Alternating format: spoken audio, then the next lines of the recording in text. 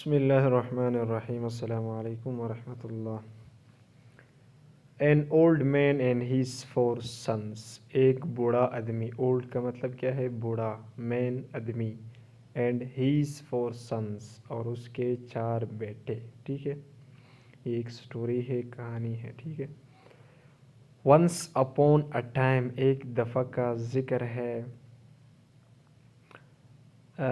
There lived an old man in a village. एक बूढ़ा आदमी एक गाँव में रहता था। देयर लिव्ड, लिव्ड क्या है? ये भी वर्ब है। Live first form, lived second form and lived third form. N old man एक बूढ़ा आदमी, इन अ विलेज एक गाँव में। ही हैड फोर सन्स, उसके चार बेटे थे। ठीक है। हेड क्या है? ये हेल्पिंग वर्ब है और ये हम पास्ट के लिए इस्तेमाल करते हैं, यानी माजी के लिए। ठीक है। They always quarrelled with one another. They always, वो हमेशा क्वारल लड़ते थे या झगड़ते थे, विद वन एन अदर एक दूसरे के साथ। ऑलवेज का मतलब हमेशा। और दे क्या है? ये प्रो नाउन है। प्रोनाउन क्या था? जो हम किसी इसम की जगह पे इस्तेमाल करे थे। यहाँ पे सन्स क्या है? ये नाउन है, यानी इसम है। तो इसम की जगह पे हम यहाँ क्या इस्तेमाल कर रहे? दे। ये भी हमने पढ़ा है कि सिंगुलर के साथ हम क्या इस्तेमाल करते हैं? प्लूरल के साथ, और फर्स्ट पर्सन, सेकंड पर्सन और थर्ड पर्सन, ये सारे रिवाइज होना चाहिए। The old man was very worried. The old man यानी बूढ़ा आदमी, वॉज वेरी वरीड, बहुत परेशान था। वरी, वरी ये पहले भी गुजर चुका है। वरी का मतलब परेशान होना, वरीड परेशान, वरीड परेशान। ठीक है। अ ग्लास ऑफ मिल्क में ये सबक गुजरा है, ये लफ्ज़। अबाउट ही सन, अपने बच्चों के बारे में। ठीक है। बिकॉज, क्योंकि। बिकॉज क्या है? ये बिकॉज इज़ कंजंक्शन। ठीक है, कंजंक्शन है यानी हरूफ रब्त है। दे वर वेरी लेज़ी, वो बहुत सुस्त थे। दे वर वेरी लेज़ी, वो बहुत सुस्त थे। वर्ब क्या है? हेल्पिंग वर्ब है। इसको भी हम पास्ट के लिए इस्तेमाल करते हैं। ठीक है। ये स्टोरी है तो स्टोरी हमेशा पास्ट में होता है, यानी माजी में होता है। वेरी लेज़ी, बहुत सुस्त। And they always quarrel with one another, और वो हमेशा एक दूसरे के साथ झगड़ते रहते थे और लड़ते रहते थे। वन डे, एक दिन। The old man called his sons. Old man यानी बूढ़ा आदमी ने बुलाया। कॉल बुलाना, called second form, called third form, his sons अपने बेटों को। एंड ऑर्डर्ड और हुक्म दिया। ऑर्डर भी क्या है? ये भी वर्ब है। Order, order, order. His servant अपना जो उसका मज़दूर था, जो उसके साथ काम करता था, मुलाजिम जो था। ठीक है, servant. To bring some sticks, के कुछ स्टिक्स लाओ, कुछ लकड़ियाँ लाओ। स्टिक का मतलब लकड़ी। ब्रिंग, ब्रिंग मतलब लाना, ये भी वर्ब है। Bring first form, brought second form, brought third form. His servant, उसके मुलाजिम या उसका जो उसके साथ काम करता था, जो मज़दूर था, ब्रोट, ब्रोट लाया। अब देखो ये ब्रिंग का सेकंड फॉर्म है ना, ब्रिंग का भी गुजर गया इसी लाइन में। ब्रिंग सम स्टिक्स, ही सर्वेंट ब्रोट, उसके सर्वेंट ने लाया, मज़दूर ने लाया। A bundle of sticks, bundle of sticks का मतलब क्या है? एक बंचा स्टिक्स का लाया। ठीक है। स्टिक्स का मतलब लकड़ियाँ। द ओल्ड मैन सेड, बड़े आदमी ने कहा, टू हिज एल्डेस्ट सन, अपने बड़े बेटे को, break this bundle of sticks, ये बंडल ऑफ स्टिक्स जो है ना, इसको तोड़ दो। लकड़ियों का जो गैदरिंग है, जो बहुत सारी लकड़ियाँ जमा किए हुए हैं, इसको क्या कर दो? तोड़ दो। ब्रेक का मतलब तोड़ना, ब्रेक, ब्रोक, ब्रोकन, ये भी वर्ब है। ठीक। ही सन, उसका बेटा, ट्राइड कोशिश की। ट्राई, ट्राई का मतलब कोशिश करना। Tried second form, tried third form. He is best मतलब अपना पूरा कोशिश किया। To break the bundle of sticks but could not break it, अपना पूरा कोशिश किया कि वो बंडल ऑफ स्टिक्स जो है ना उसको तोड़ दे। But could not break it, लेकिन उसे तोड़ न सका, लेकिन उसे तोड़ न सका। ठीक है।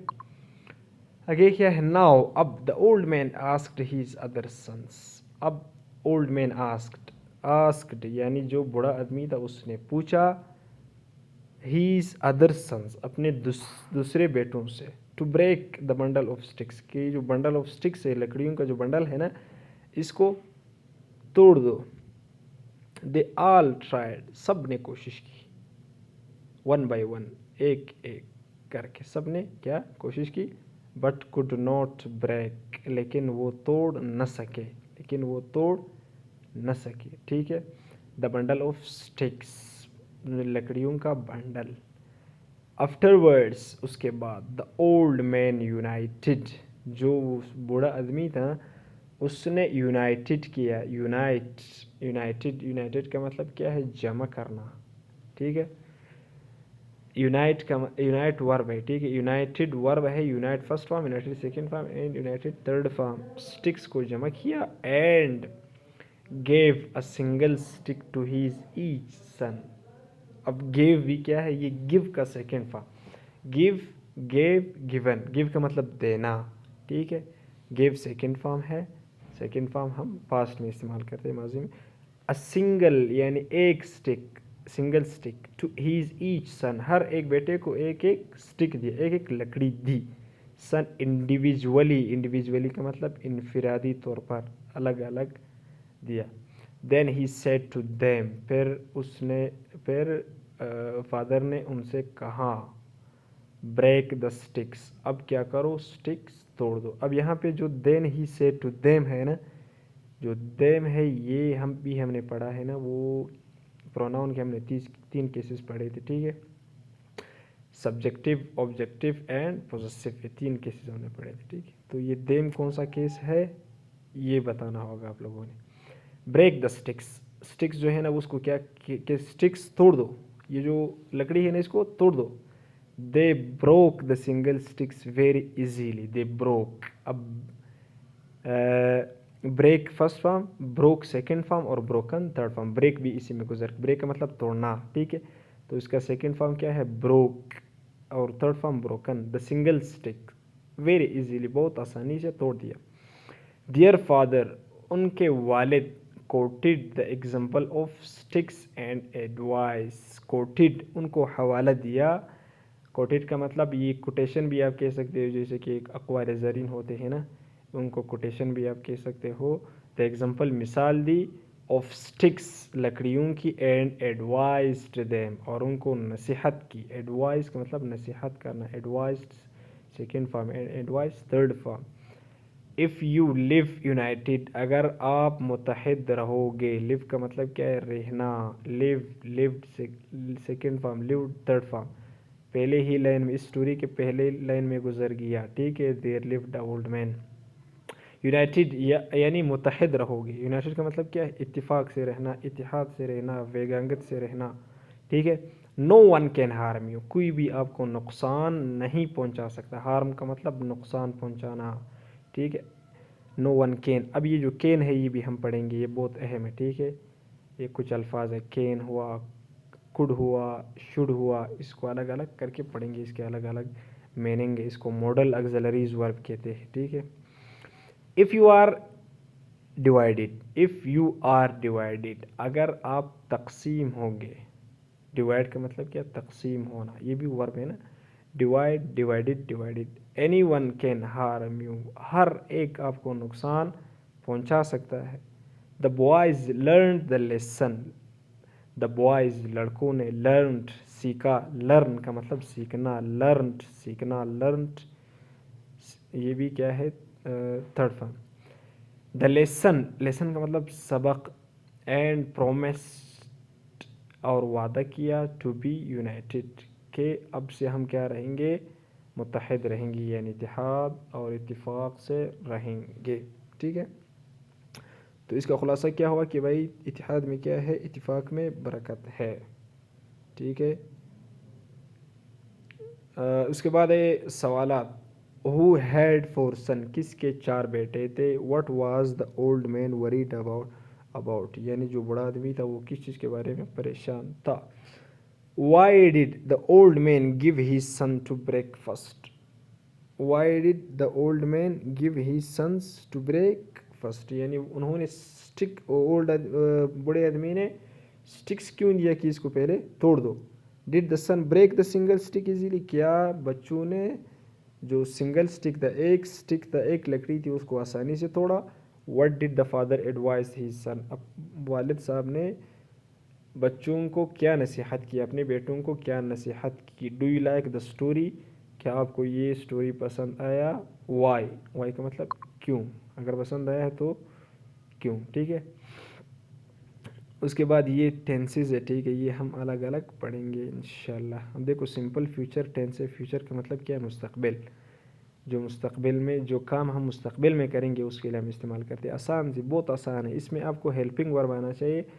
जब आपको हेल्प वर्ब आएंगे यानी फर्स्ट फॉर्म, सेकंड फॉर्म और थर्ड फॉर्म आप सीख लोगे तो कुछ अल्फाज है जो उसको जिसको हमें हेल्पिंग वर्ब कहते हैं वो भी आप सीख जाओगे। फिर आपको पता चलेगा कि भाई ये जो मैं अब किस ज़माने की बात कर रहा हूँ, माजी की बात कर रहा हूँ या मुस्तकबिल या हाल में बात कर रहा हूँ, ठीक है। जैसे कि मिसाल के तौर पर आई सिंपल फ्यूचर टेंस है, यानी फ्यूचर का मतलब मुस्तकबिल, सिंपल का मतलब सादा जुमला, टेंस ज़माना, जुमला नहीं ज़माना, ठीक। I will go to Karachi, मैं कराची जाऊँगा। अब विल क्या है, ये हम फ्यूचर के लिए इस्तेमाल करते हैं। They will come to play with you, वो आप, दे विल कम वो आएगा, टू प्ले विद यू क्या आपके साथ खेले, ठीक। In these sentences first form of the verb shows the action and will describe future tense. कह रहे कि इस जुमलों में first form of the verb, जो वर्ब का फर्स्ट फॉर्म है, दोनों में फर्स्ट फॉर्म इस्तेमाल हुआ है ना, गो फर्स्ट फॉर्म है और कम फर्स्ट फॉर्म है। शो द एक्शन काम को ज़ाहिर करता है, and will describe future time, और विल किस चीज़ को ज़ाहिर कर रहा है यहाँ पे, फ्यूचर को ज़ाहिर कर रहा है, ठीक है। और दूसरा फिर दो किस्म के सेंटेंसेस है हमारे पास, एक नेगेटिव है एक इंट्रोगेटिव, इधर ही दिया हुआ है। नेगेटिव सेंटेंस, नेगेटिव का मतलब इनकारिया जुमला, जिस जुमले में आप इनकार करते हो। Are made by adding notes between will and the main verb, जिस जुमले में भी नोट आया तो इसका मतलब ये क्या है, इनकारिया जुमला है, ठीक है, इनकारिया जिसमें हम इनकार करते हैं। उसके बाद इंटरोगेटिव सेंटेंस, इंटरोगेटिव का मतलब है सवालिया जुमला, जिसमें आप सवाल पूछते हो, इंटरोगेटिव सेंटेंस। इंटरोगेटिव सेंटेंस बहुत आसान है, जब भी आप इंटरोगेटिव सेंटेंस बनाते हो तो जो हेल्पिंग वर्ब है आपके पास, हेल्पिंग वर्ब, ठीक है। अब ये फ्यूचर का टेंस का हेल्पिंग वर्ब क्या है, विल है, तो विल को कहाँ लाओ, शुरू में लाओ, हेल्पिंग वर्ब को शुरू में लगाओ तो आखिर में क्वेश्चन मार्क लगाओ, बस ये आपके बन गया सवालिया जुमला, ठीक है। मिसाल के तौर पर विल यू कम टुमारो, क्या आप कल आओगे। अब विल क्या है, इस जुमले इस ज़माने का हेल्पिंग वर्ब है, तो हेल्पिंग वर्ब को शुरू में लगाओ और आखिर में सवालिया जुमले के आखिर में हम सवालिया निशान लगाते हैं, तो क्या बना हमारे पास, सवालिया जुमला, ठीक है। उम्मीद है समझ आया होगा।